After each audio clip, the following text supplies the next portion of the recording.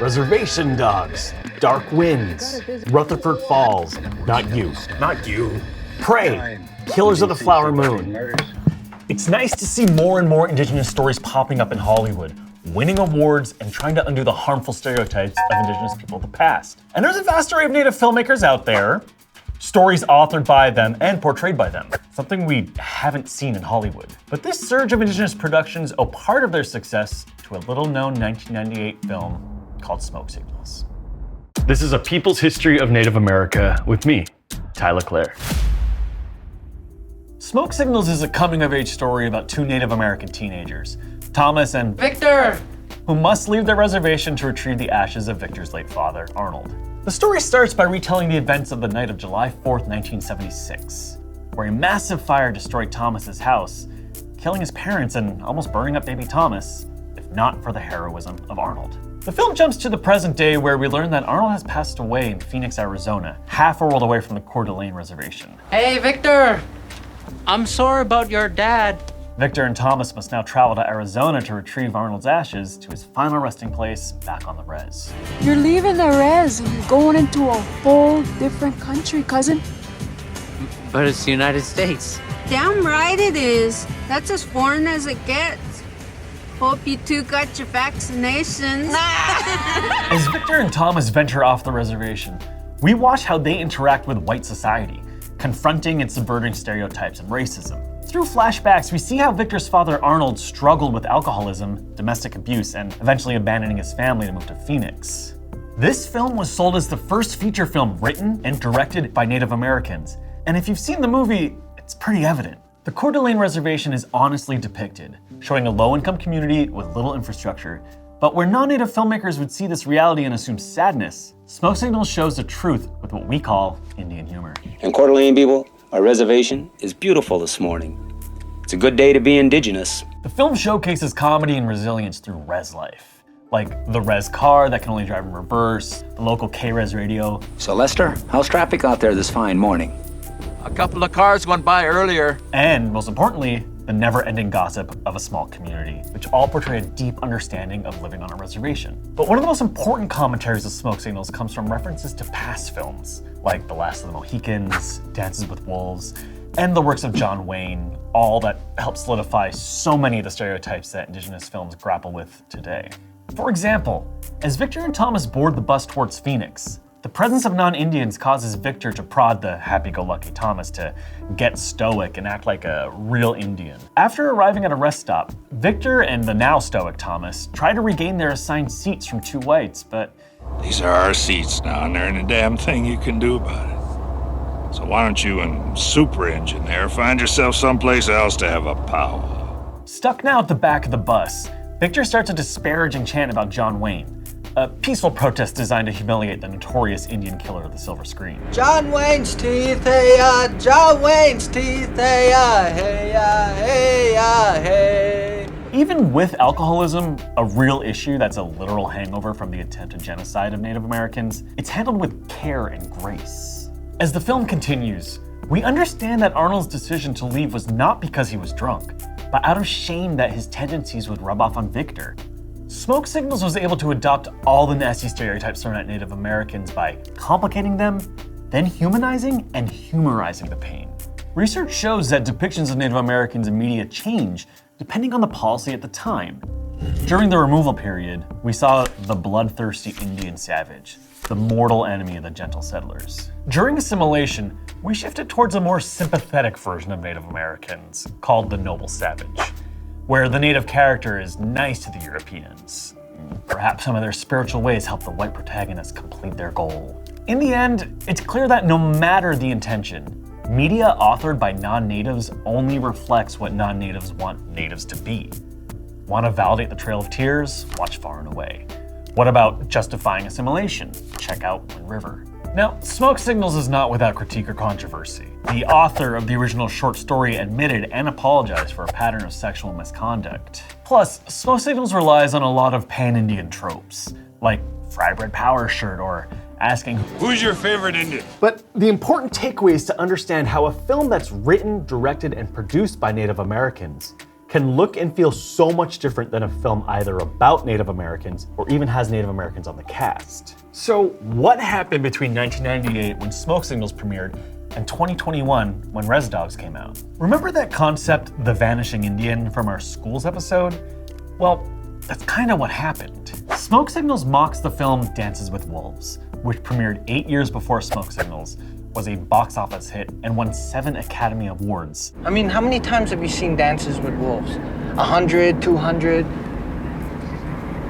jeez. You have seen it that many times, haven't you? Because Dances with Wolves was a cultural phenomenon for everyone except Native Americans. Why? It wasn't accurate. The real story is based on the Comanche, not the Lakota. It meshes multiple cultures together and depicts them as stoic and a dying race. But this isn't new. Let's call Dr. Jolie Proudfit, a professor at California State University, San Marcos, who has been working for nearly 2 decades in Native education and the media industry as a whole. Dr. Proudfit, can you give us an overview of the history of Native Americans in the media? It's amazing how Hollywood has built its industry on the backs of Native peoples. And it's done that since the beginning. I mean, most modern cinema comes from the idea of the Western, which comes from James Fenimore Cooper's leather stocking tales. So a lot of the images that we see in cinema and media today, and a lot of the stereotypes that we see, stems from James Fenimore Cooper's work. Can you share a little more about how it shaped our narratives now?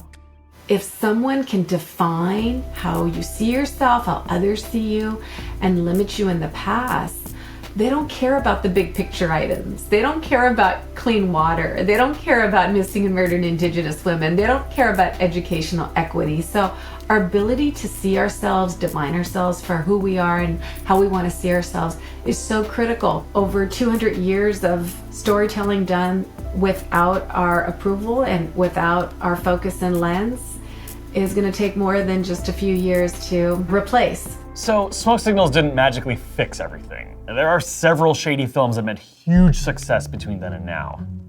Allow me to illustrate. 2000, The Patriot. Estimated budget of $110 million, total box office of $215 million. The protagonist is based on Francis Marion, the notorious murderer of Native Americans who committed atrocities as bad, if not worse than the British. 2005, The New World. Estimated budget, $30 million, total box office, $40 million. Live action remake of Pocahontas, need I say more? Apocalypto, estimated budget $40 million, total box office $121 million. Historically inaccurate. Avatar, Space Pocahontas, estimated budget $237 million, total box office The Lone Ranger remake. $250 million, box office $261 million. A Million Ways to Die in the West. They didn't even get a Native American for Tonto. $40 million. The Revenant. $87 million. $135 million. Hell or High Water.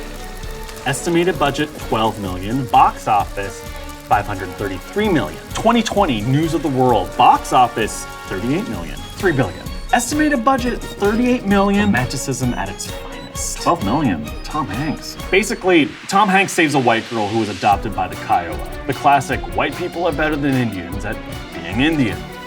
Speaking of, you see, natives are never the crux of the story. These films and many more only depict indigeneity through the lens or relationship of white culture. And while these movies touch on some form of Native American culture, at least the cast has actors who are, and wait for it, Native American.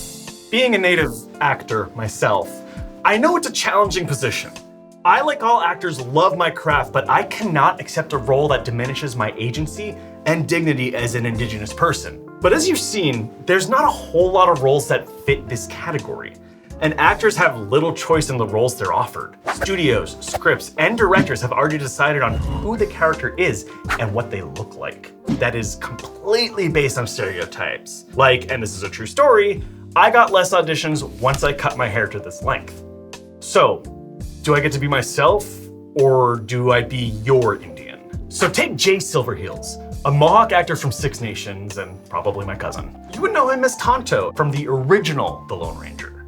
He's also known for being outspoken and disapproving of how the character was written, notably stating, "Tonto is stupid." A small slice of Silverheels' likeness is forever memorialized as a problematic sidekick, but he's better defined by what he did after the Lone Ranger. He founded the Indian Actors Workshop in Los Angeles to tap into the dormant creativity of the Indians.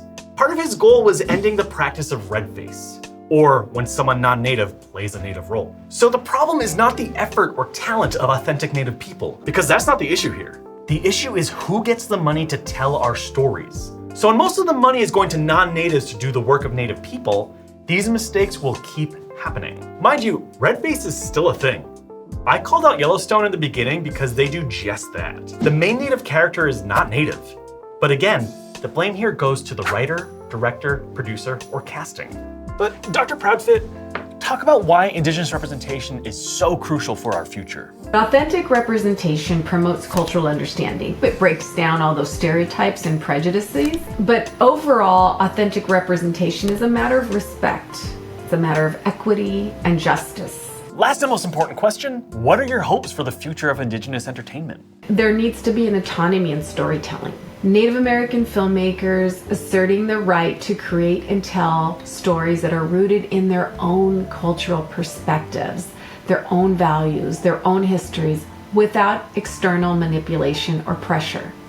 That is fundamental. Thank you so much, Dr. Proudfit, for your expertise and insights. So, in light of this new effort to break the typical Native American genre, here are my pitches for my new slate of films. I know a lot of studio executives watch this show, so brace yourself and please check your inbox. Okay, how about All Tight on the Western Front?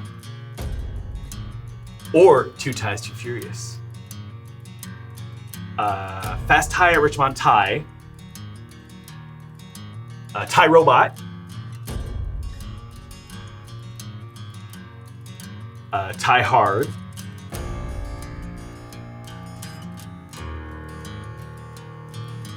Saving Private Tie-In. Yeah.